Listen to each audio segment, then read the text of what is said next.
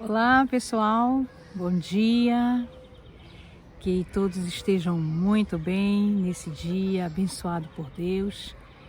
Estamos novamente aqui para, com muito gosto, muito prazer, falar sobre a palavra do Senhor. Todos já me conhecem, sou a pastora Rosana Aleixo, estou aqui dando continuidade às aulas da Escola Bíblica Online, pelas segundas-feiras e pelas terças-feiras, nós sempre estaremos falando sobre a palavra do Senhor. Hoje nós estamos aqui, você deve estar ouvindo alguns ruídos, né? Nós estamos num lugar muito bonito, olha isso, olha que coisa bonita, olha aí, muito bonito. E eu estou aqui, não é à toa, além de estar a aproveitar o início da primavera aqui na Europa, eu estou aqui para falar sobre um personagem que gostava muito de lugares assim abertos, gostava muito do campo, gostava muito de caçar. E esse personagem, amados, é Esaú, filho de Isaac e Rebeca. Nós temos falado muito sobre a descendência de Abraão. E eu tenho trazido aqui para os amados as descendências tensas, que eu chamo, personagens tensos dessa corrida, desta caminhada de Abraão. E hoje nós vamos falar de Isaac, dos filhos de Isaac, especificamente de Esaú. Eu peço que você tenha a sua Bíblia aberta. Eu estou com a minha aqui em Gênesis capítulo 25. Abra aí a sua Bíblia, deixa abertinha, Gênesis 25. E quero que você acompanhe comigo essa caminhada de Esaú, filho de Isaac, que era o primogênito em termos de nascimento primeiro, né? Por quê? Porque lá onde eu pedi para você abrir em Gênesis 25, 22, olha só. Após um trabalho de parto difícil, Rebeca deu à luz ao primeiro filho, Esaú. Eram gêmeos que estavam na barriga de Rebeca, Esaú e Jacó. Deus havia dito para ela que duas nações brigavam dentro dela. E ali, na hora do parto, Esaú veio primeiro. Esaú nasceu com vasto cabelo vermelho, foi o primeiro a nascer, o primeiro a sair do ventre da sua mãe. E Jacó veio agarradinho ao calcanhar de Esaú. Todos nós conhecemos essa história. Bom, a Bíblia ela mesmo relata que ele nasceu com um denso cabelo vermelho. E esse jovem Esaú, ele cresceu com esse tipo físico muito específico, diferente de Jacó. A Bíblia diz que ele se tornou um homem forte, um homem grande, um homem que gostava de viver ao ar livre, um homem que gostava de caçar. Esse era o maior prazer de Esaú, é viver livre, caçar. E logo Isaac, observando esse jeito do seu filho Esaú, logo Isaac se aproximou mais deste filho, porque gostou desse modo de ser livre de Esaú. Isaac gostou muito disso. Então, parece que Esaú era o filho preferido de Isaac. A Bíblia diz que Rebeca gostava de Jacó e Isaac gostava de Esaú. Pronto. Assim ficou a divisão dentro desta família, né, de Isaac e Rebeca.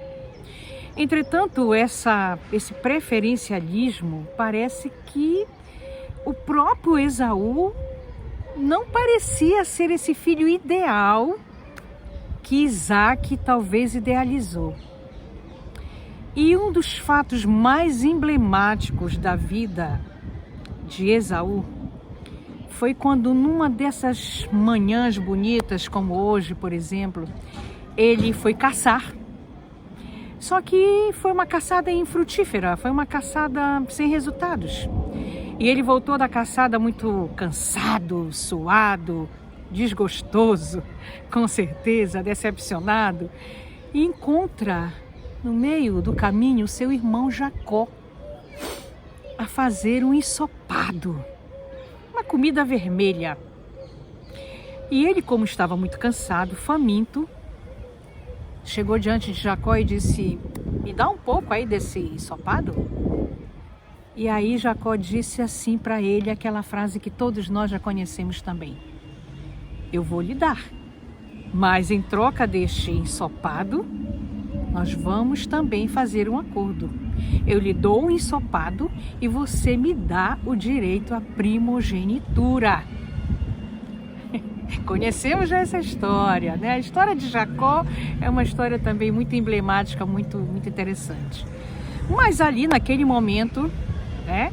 Se você tem a Bíblia aberta, lá em Gênesis ainda 25, o Esaú diz para ele: ok, tudo bem. E ele diz, né? Quando eu estou prestes a morrer de fome, do que me serve a primogenitura? Está aqui, Gênesis 25, 32. O que me serve se eu estou para morrer de fome, a primogenitura? Bem, o que se entende disso aí que ou Esaú não sabia o que era ser filho primogênito, né, segundo o relato aqui da Bíblia, ou ele demonstrava ser minimamente inteligente para entender o que significava a primogenitura naquela altura, naquela época. O que era ser filho primogênito? Minimamente ele não teve discernimento disto aí, ele só pensou pela emoção do momento, ele estava com fome, ele disse: olha, tanto faz, ser primogênito não vai matar minha fome. Muito duro isso, não é verdade? Então, a partir deste momento, Jacó pegou este fato e ficou ali a pensar como é que ele iria legalizar isto aí. Porque não era só o fato de ser primogênito, mas tinha que receber a bênção do pai. E vamos aqui lembrar que a bênção do concerto que o Senhor fez com Abraão era para toda a sua descendência. Jacó precisava desta bênção do concerto. E aí um dia ele contou para sua mãe Rebeca, e Rebeca projetou um plano para que Jacó recebesse a bênção do seu pai Isaque. E num dado momento, Isaque pediu para que Esaú fosse fazer uma comida, fizesse uma carne bem gostosa para ele. E Rebeca ouviu isso e resolveu naquele momento pegar este fato e dizer para Jacó: vista-se como Esaú, ponha roupas peludas para que, como seu pai já está quase cego, está praticamente cego, ele não vai reconhecer que você é Jacó. E assim foi feito. A história, a Bíblia relata. Jacó vestiu-se com roupas peludas para parecer com a pele do seu irmão peludo e chegou diante de Isaque, levou a comida que supostamente seria de Esaú, e ali Jacó chegou diante do seu pai e Isaque, mesmo achando estranha a voz, mas abençoou Jacó no lugar de Esaú. Deu a bênção para Jacó do concerto, deu a bênção de Abraão para Jacó, a bênção do concerto. Pronto, estava feito. Esta era uma bênção irreversível. Irreversível. Ali, quando Esaú chega com a sua comida, com o seu cozido, quando ele chega diante de Isaque, Isaque disse: não, eu já dei a bênção a você. E Esaú fica desesperado: não era eu, não era eu. E aí, Esaú, vendo o que tinha acontecido, que ele tinha absolutamente perdido a bênção do seu pai a bênção do concerto, fica desesperado e diz: por favor, você tem que me abençoar também. Você tem que ter uma bênção para mim. E Isaac, desolado, faz a seguinte bênção a Esaú. E eu convido você para ir aqui na sua Bíblia, ainda em Gênesis 27, no versículo 27 também. Isaac dá a seguinte bênção a Esaú. E ele se aproximou e o beijou, e seu pai, sentindo-lhe o cheiro das vestes, o abençoou e disse: eis que o cheiro do meu filho é como o cheiro de um campo que o Senhor abençoou. Isto aqui foi a bênção que o Senhor deu para Jacó. E logo depois, nesta situação de Esaú, tá? Ele abençoou Jacó, ele tinha abençoado Jacó, como nós falamos aqui, com a bênção do concerto. E depois ele veio com Esaú, quando Esaú disse assim: eu sou teu filho, Esaú. Isaac estremeceu e deu a seguinte bênção quando Esaú pede para ele: me abençoe, e deu uma bênção. E ele diz assim: eis que tenho posto por Senhor sobre ti e todos os seus irmãos, e tenho dado por servos. E de trigo e de mosto tenho fortalecido, que pois poderei fazer por ti agora, meu filho? E aí é quando ele pergunta: me dê uma única bênção. E aí Isaac responde para Esaú, versículo 39. Longe dos lugares férteis da terra será a tua habitação, longe do orvalho do alto céu. Pela tua espada viverás, e a teu irmão Jacó servirás. Mas quando te tornares impaciente, então sacudirás o seu jugo do seu pescoço.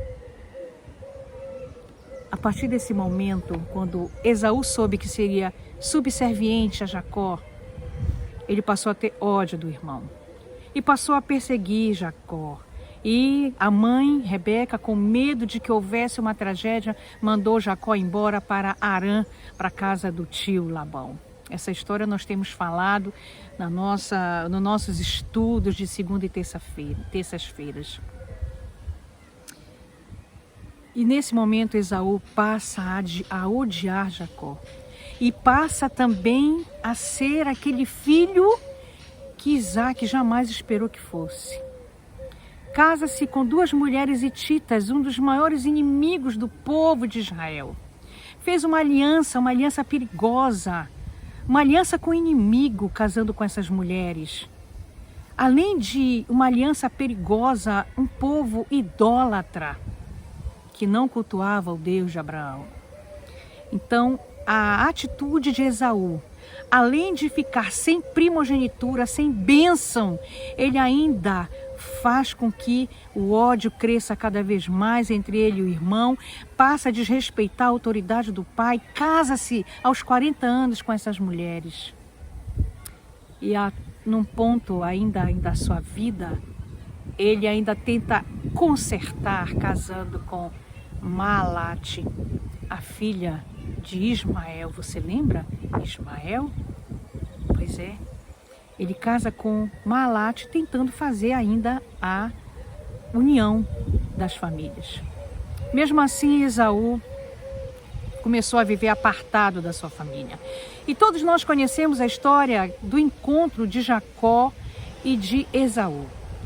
O Senhor Deus, ele proporcionou a Jacó um encontro espetacular com Esaú depois de anos de fuga do irmão.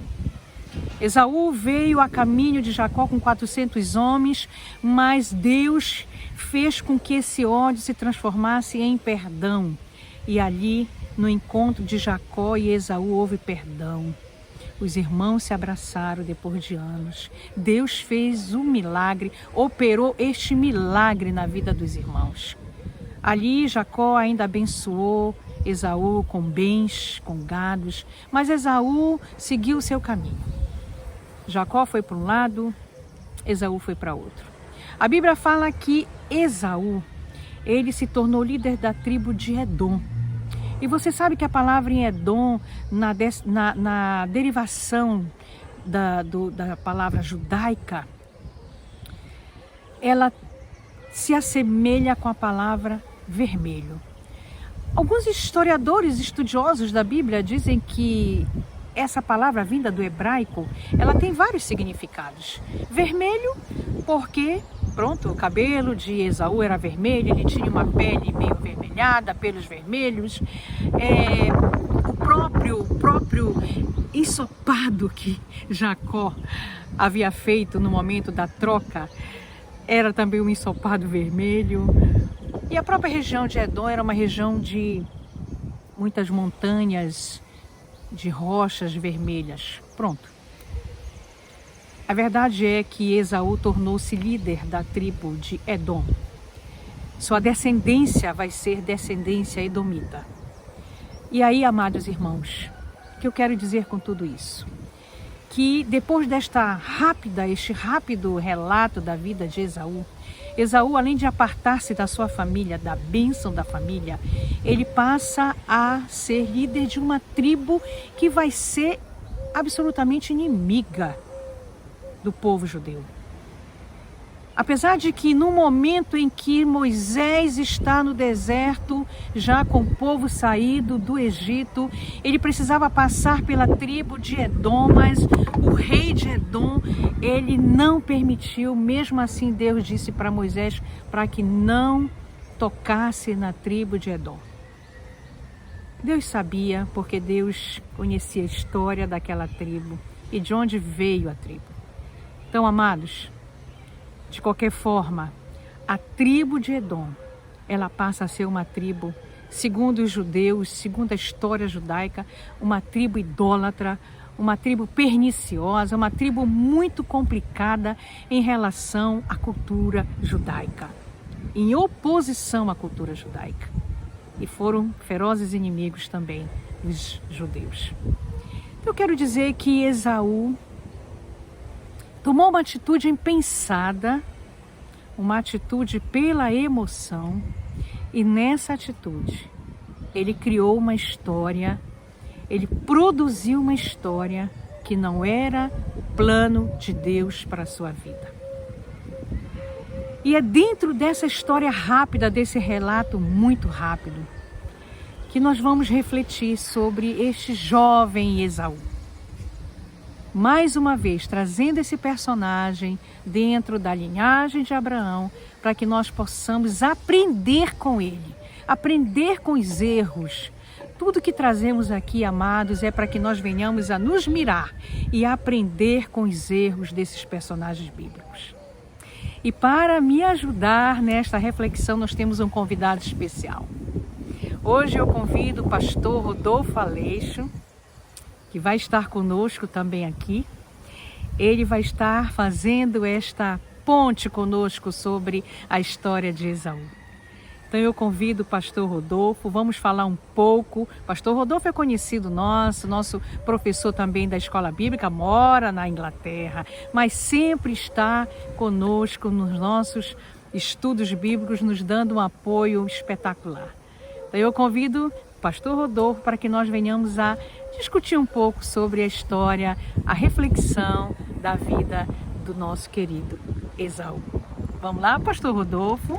Alô pessoal, é um prazer estar aqui com vocês de novo, depois de um bocado de tempo, né? Mais ou menos o quê? Quase aí um ano. Julho do ano passado, nós estamos aí em Portugal, no casamento da Raíssa. Então é um prazer estar de volta falando com os irmãos. Espero que esteja tudo bem. E é interessante um pouco essa história do Esaú. E obviamente, né, pode analisá-la de várias formas, mas o que é mais interessante é que o Esaú, de repente, tomou ali uma atitude meio que impensada em fazer um acordo com o irmão dele, trocando a primogenitura, o que é um pouco interessante também, porque eram gêmeos, né? A palavra de Deus diz que o Esaú foi retirado da barriga da mãe e o Jacó estava agarrado ao calcanhar. Então praticamente nasceram juntos, né? Então quem é o primogênito na história de Roma, né? Então, obviamente, a família considerava o Esaú como primogênito. A bênção de Deus já estava sobre a família, já estava sobre o Esaú. É claro que ali naquela época a primogenitura significava que o Esaú iria ia dar continuidade ao legado, vamos dizer assim, da família dele, né? Ia dar continuidade a descendência, né? Ia dar continuidade a toda a riqueza, vamos dizer, que a família já trazia. Então ele seria o novo chefe da família enfim, naquele... Exatamente. E por um momento o Esaú, de repente, sei lá, por irresponsabilidade, não sei, né? Era tava jovem, com fome, né? Era jovem. O jovem que, né, às vezes é tido como irresponsável, né? Mas isso não significa que jovens sejamos irresponsáveis. Não, por favor, né? Tá? Não diga isso, não diga isso. Mas ali o Esaú, de repente, não deu o devido valor àquilo que tinha valor, né? Então, acabou que, quando ele percebeu que aquilo era valioso e que tudo aquilo que o seu pai, de repente, vinha falando para ele por anos, que ele iria herdar tudo aquilo, que ele iria dar continuidade à promessa de Deus feita para o seu avô e assim por diante. E quando ele viu que aquilo tudo ele havia abrido mão, mesmo que, vamos dizer assim, né, sem querer ou não pensado, isso com certeza gerou uma frustração muito grande no Esaú, né? E o que é interessante às vezes de que nós também somos assim, né? Nós às vezes não levamos muito a sério, de repente, o nosso próprio relacionamento com Deus. Nós de repente hoje não temos uma bênção patriarcal para receber, vamos dizer assim, né? Mas a bênção de Deus já está sobre a nossa vida. Amém. Por meio de Cristo. Verdade. E é muito fácil de nós às vezes não levarmos essa bênção que é a presença de Cristo conosco nas nossas vidas. Nós não levamos isso muito a sério, né? É interessante como às vezes nós vivemos a verdade de Cristo como se a verdade de Cristo fosse um mito, uma lenda, né? Que é muito interessantemente falado por quem não crê em Cristo, algo né? corriqueiro, né, pastor? Corriqueiro. Isso. Pronto, eu sou de Cristo e já está. Exatamente, né? Então é interessante que nós levemos a sério a nossa vida com Cristo, né? Nós nos dediquemos à leitura da Palavra de Deus, que é por onde nós primariamente vamos conhecê-lo. E que sejamos, né, sempre sal da terra e luz do mundo, né? E sempre levando a sério, mais uma vez enfatizar isso daí, sempre levando a sério o nosso papel em Cristo, o nosso papel como filhos de Deus, nosso papel na nossa sociedade, no nosso trabalho, na nossa igreja, na nossa vizinhança. Isso é importantíssimo e nós não podemos esquecer disso, né? E você sabe, pastor Rodolfo, eu vejo também na atitude de Esaú que o emocional de Esaú, naquele momento em que ele passa a primogenitura para Jacó, o emocional tomou conta. É muito interessante porque eu penso que nós temos que ter muito controle sobre a nossa vida emocional. Que nós não venhamos a tirar a razão das coisas. Muitas vezes nós queremos decidir situações apenas pelo emocional, apenas pelo momento e depois, lá na frente, né, pastor, nós vamos nos arrepender disso. Eu penso que Esaú, ele fez mais ou menos isso, ele naquela hora do cansaço, chateado, da fome, né? Com muita fome, ele não pensou. Pensar, raciocinar, isso é muito importante, ele não raciocinou. Então nós temos que ter cuidado com o nosso emocional também. E mais uma coisa, pastor, você que mora aqui na Inglaterra, que mora num país onde a monarquia impera, eu penso que Esaú também, ele não valorizou a tradição da sua família. Naquela época, por exemplo, a gente tem que entender que naquela época não havia ainda o conceito de nação, por exemplo, né? Sim. As tribos, elas basicamente tinham as suas próprias leis, né? Então, por exemplo, ali o Isaac, ele é um conceito que pra gente é um pouco esquisito, mas quando Jesus fala ali, por exemplo, né, que nós não devíamos nos preocupar que ele iria para o Pai, e que na casa do Pai havia várias moradas, essa casa do Pai é justamente o conceito daquela época, e um pouco mais, obviamente, diante de Jesus, de que havia, não é uma casa como nós pensamos hoje, por exemplo, uma casa de 2 quartos, 3 quartos, não é bem assim. Mas é como se fosse pessoal que os irmãos do Brasil, é como se fosse uma espécie de casa grande, vamos dizer assim, da fazenda, em que não somente o pai e a mãe moram ali, mas moram pai, mãe, os filhos, comumente também os tios moravam ali, as tias e seus maridos, os primos. Então havia famílias inteiras morando em agrupamentos daquele tipo. E aquela... Tribos, né? Isso, eram como tribos, né? E aquela era a casa do pai, né? Então ali tinha um lugar para cada família, vamos dizer assim. Se fosse uma casa grande, vamos imaginar, haveria um quarto dedicado para cada família.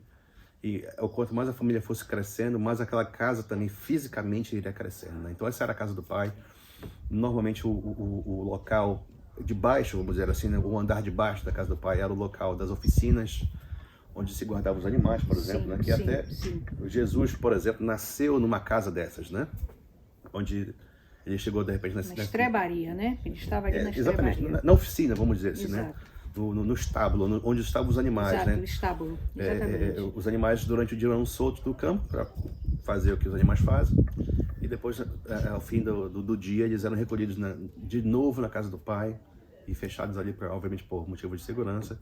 E foi num ambiente desse que Jesus nasceu, né? Então, tudo aquilo ali, e inclusive as leis, por exemplo, do que se fazia certo, do que se fazia errado, eram regidas pelo patriarca, exatamente, né? Exatamente. Então esse que era o papel do Esaú. Exato. Esse seria o papel do Esaú, né? O papel que de repente não, né? Ele deu. Lançou mão, né? Ele lançou mão fora. Lançou fora, né? pela comida, né? Devia ser um... Pelo ato impensado, né? Devia ser um bom ensopado, sei lá o que ele tá fazendo ali, né? A Bíblia diz que era um prato de lentilhas.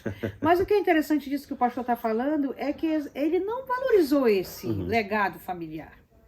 Ele não valorizou isso.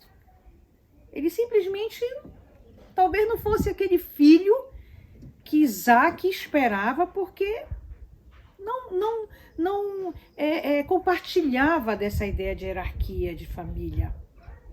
Então talvez não tenha sido aquele filho ideal, mesmo sendo o preferido de Isaac, ele talvez não tenha sido o filho ideal. Mas pronto, isso é mesmo muito interessante, eu respeitar, né, pastor Rodolfo? Sim. Eu respeitar a hierarquia. Na própria casa, na nossa família, tem uma hierarquia. Respeitar a hierarquia da família, respeitar a cultura, a tradição. Quando eu dei o exemplo aqui da Inglaterra, porque há uma tradição, há uma cultura de monarquia e aqui se respeita. Então, penso eu, estou fazendo esse comentário, esse paralelo, essa semelhança aqui, só para que você entenda que havia uma hierarquia, havia uma cultura, uma tradição que não foi respeitada. E Esaú, ele nos dá esse exemplo da falta de respeito à tradição. Tá certo, pastor? Então, eu penso que nós, para encerrarmos aqui, né, pastor Rodolfo, temos que ter muito cuidado com as nossas atitudes, né, pastor? Sem com dúvida. as nossas decisões na vida. Sem dúvida. Porque você vai ver que a decisão de Esaú vai acarretar no futuro um problema muito sério de inimizade entre esses dois povos, Israel e Edom. Sim. É mesmo, pastor Rodolfo? Sim. Cuidado com as nossas atitudes, né, pastor? Com certeza, com certeza. Sempre tomando em consideração, obviamente, né, que no bom, no ruim, na hora boa, na hora má, a nossa decisão sempre tem que ser uma decisão por Cristo, né?